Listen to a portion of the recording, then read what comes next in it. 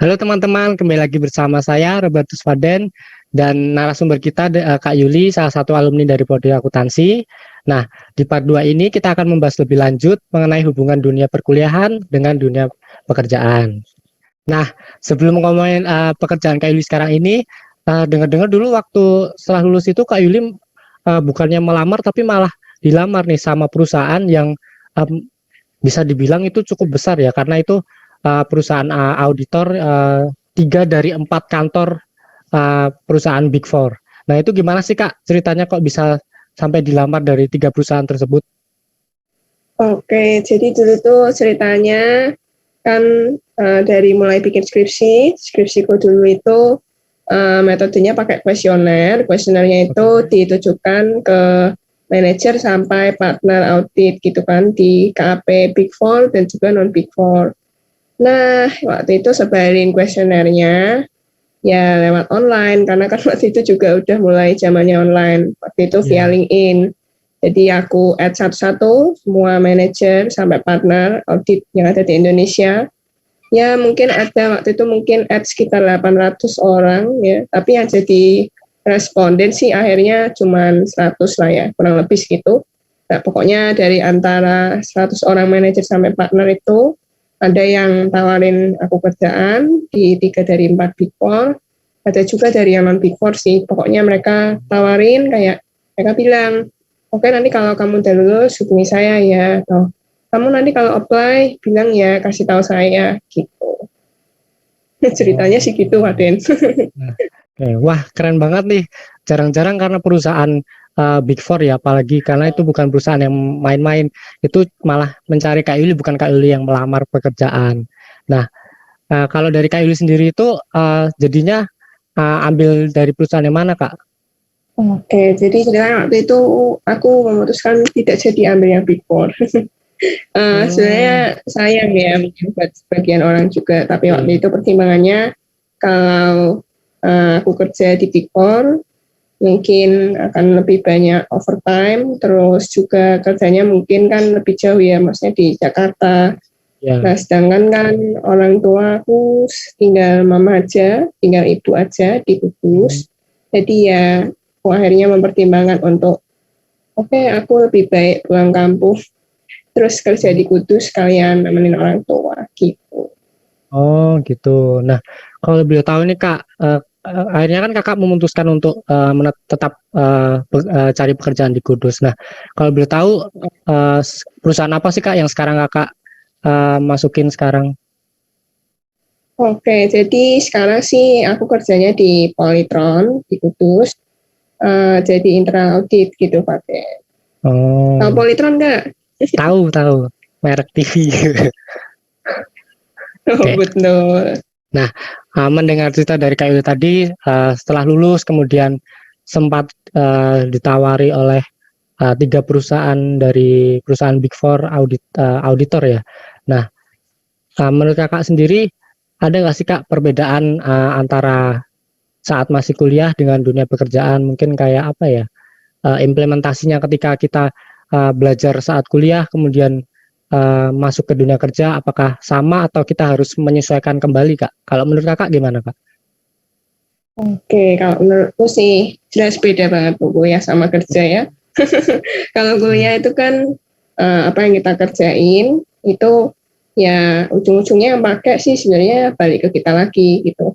Ya misalnya kita ujian dapat nilai, berarti kan nanti dapat IPK. IPK-nya sih ya IPK kita, IPK diri sendiri, dan ya paling sih ditunjukin ke orang tua kan gitu ya.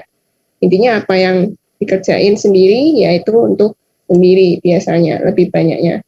Cuman kalau di dunia kerja itu apa yang saya kerjakan ya diriku sendiri kerjain itu nanti bisa dipakai sama orang lain gitu. Bahkan itu jadi pertanggungjawabanku berarti sama atasanku, dan atasanku punya atasan lagi, berarti kan atasanku ini tanggung jawab lagi sama atasannya gitu ya. Nah, contohnya misalnya karena ini kerjaanku jadi auditor, aku harus mengaudit beberapa cabang, ya kan. Sesepele apapun yang aku kerjakan di audit itu, misalnya sesepele mungkin kas opnam, itu nantinya laporannya itu juga akan dibaca sama atasanku, berarti kan manajer. Nah, Ya. cabang itu sendiri kan juga punya atasan ya, kepala cabang gitu kan. Berarti dibaca kepala cabangnya. Terus kepala cabangnya itu punya atasan lagi nih, kepala area cabang, jadi per area gitu kan. Berarti Oh, kan nanti kepala areanya juga baca lagi. Jadi sesimpel apapun yang aku kerjain, aku nggak bisa main-main nih, gitu. Karena kerjaanku nanti akan dilihat banyak orang, dan orang yang lihat itu bukan istilahnya karyawan biasa, bukan. Justru malah yang lihat itu orang-orang yang jauh di atasku, yang lebih senior dari aku, yang jabatannya tinggi-tinggi, yang masih di sana gitu kan. Jadi kan ya, ya, walaupun mungkin kerjaannya simpel, tapi dampaknya itu biasanya besar gitu. Itu sih bedanya kuliah oh, sama kerja. ya. Oke, jadi perbedaannya itu ketika kita mau masuk ke dunia kerja, kita memiliki tanggung jawab kepada atasan. Nah, Ya. sebelumnya kan kita di part 1 pernah membahas cara memanfaatkan waktu. Jadi Hmm. dengan saat mengikuti organisasi, dengan perkuliahan juga. Nah, menurut Kak Yuli sendiri itu ada nggak sih Kak kayak mungkin peranan penting atau mungkin impact dari mengikuti organisasi dengan saat Kakak mulai memasuki ke dunia kerja? Oh, ada banget tuh, apalagi kaitannya sama waktu tadi ya. Kalau kita kerja, itu kita nggak punya, bukan kayak orang kuliah yang misalnya, oke, kamu jam 8 sampai jam 11, nanti kuliah A, nanti jam 11 sampai jam 1 misalnya kuliah B, kayak gitu. Kalau namanya orang kerja, kita dikasih beban pekerjaan misalnya, katakanlah beban kerjaanmu 5 dalam sehari. Ya nggak tahu gimana caranya sehari itu 5 harus selesai. Kamu harus bisa atur waktumu sendiri, biar kerjaan itu selesai. Soalnya juga ya karena dianggap sudah dewasa ya kan, jadi masing-masing bisa atur jadwalnya sendiri. Terus lagi ya dari organisasi itu kan dulu belajar berkomunikasi sama orang ya kan, komunikasi sama teman-teman sebaya, sama kakak tingkat, sama dosen. Nah itu ngaruh juga nanti berdampak. Kalau di dunia kerja kan nggak semua teman-teman kerjanya itu seumuran ya kan. Ya, Kasusnya contohnya aku nih, apalagi aku baru lulus ya kan, pasti orang-orang yang di lingkungan kerjaku itu orang-orang yang udah lebih tua, yang lebih senior gitu. Bayangin kalau kita di satu lingkungan kerja yang gap umurnya itu macam-macam, ya kan? Ada yang umurnya 30-an, ada yang umurnya 40-an, ada yang 50-an bahkan. Gimana caranya kamu bisa berkomunikasi sama bapak ibu, ya kan? Atau mungkin sama kakak-kakak. Nah, itu kan kita belajar itu setidaknya udah nyicil dulu waktu organisasi gitu. oke. Nah, itu guys dari cerita dari Kak Yuli tadi. Nah, makanya untuk yang belum mengikuti organisasi untuk segera masuk karena organisasi itu sangat penting. Jadi kalian mendapatkan skill juga. Jadi ketika masuk ke dunia kerja itu kalian sudah kayak apa ya? Sudah pernah gitu loh. Jadi nggak kaget juga. Nah, Ya, udah untuk pernah nyicipin lah. ya mendengar cerita dari Kak Lili tadi ketika memasuki dunia kerja, ada nggak sih Kak kayak pengalaman yang menyenangkan, kemudian yang tidak menyenangkan selama Kakak terjun ke dunia kerja ini, apalagi kalau kita tahu Kak Yuli sekarang menjadi internal auditor ya Kak. Nah, ada nggak sih Kak pengalaman yang mungkin berkesan untuk Kakak? Oke, pengalaman berkesannya ada banyak. Teman-teman kerjanya tuh sportif banget kan, satu tim cuma Hmm, berlima. Terus ya seru, bisa ke banyak cabang auditnya. Satu bulan bisa 1 sampai 2 cabang. Terus online ya kan, walaupun online tapi tetap bisa ya kenalan sama banyak orang, bisa tetap hmm, kerja, bisa audit gitu. Kalau yang kurang berkesan sih mungkin ketika mungkin kadang overtime gitu ya, lembur kan, karena auditor itu kan kerjaannya banyak nih, kadang mungkin kita harus lembur ya, kadang ya, ya nggak enak kan, maksudnya pengen pulang cepat, tapi kadang juga kita tahu nih wah kerjaan belum beres gitu. Tapi sih overall cukup berkesan kok pekerjaannya, karena mungkin balik lagi ya karena cukup tenang dengan bidangnya, jadi ya ya. lebih banyak yang berkesan daripada yang nggak berkesan gitu. Oke. Nah, dari cerita yang kita tahu ini kan sekarang Kak Yuli bekerja sebagai internal auditor. Nah, apakah selama kuliah dulu kan kita mendapatkan berbagai mata perkuliahan. Nah, dari situ apakah pelajaran kita dapat selama kuliah itu sama dengan pekerjaan yang sekarang kakak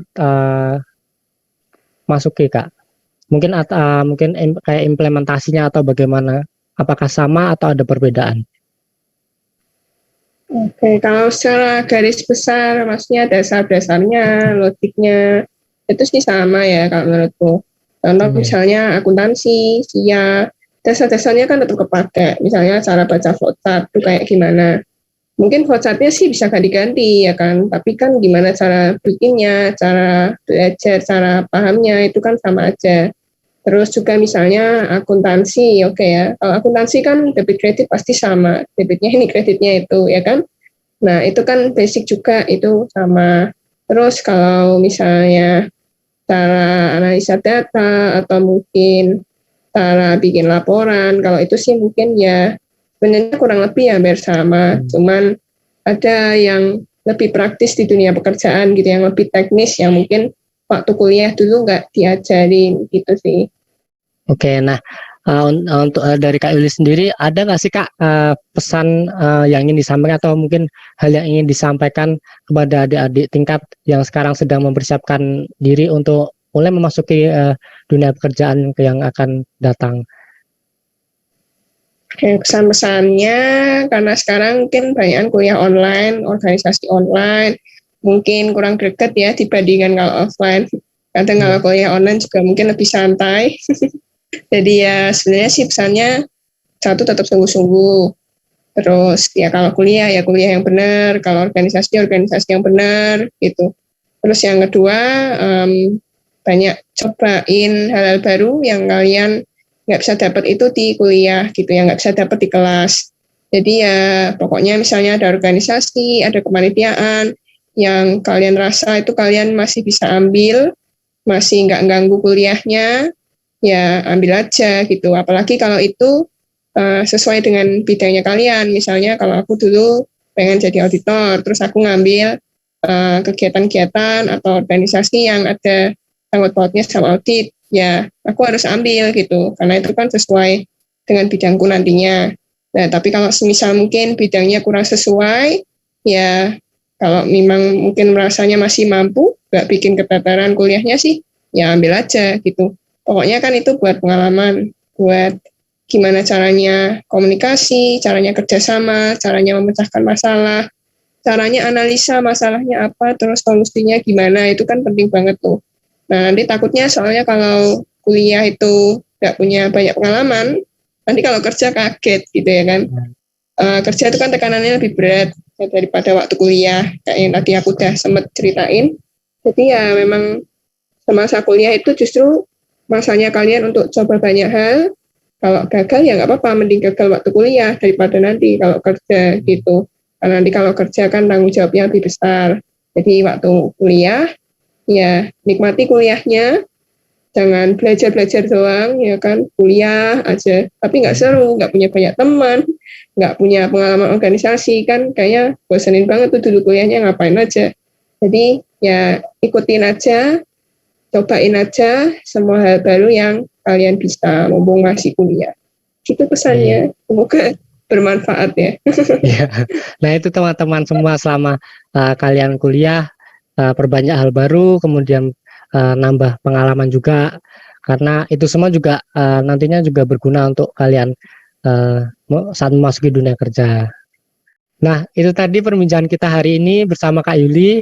Untuk Kak Yuli sendiri, terima kasih atas waktunya sudah mau ngobrol bareng bersama kita.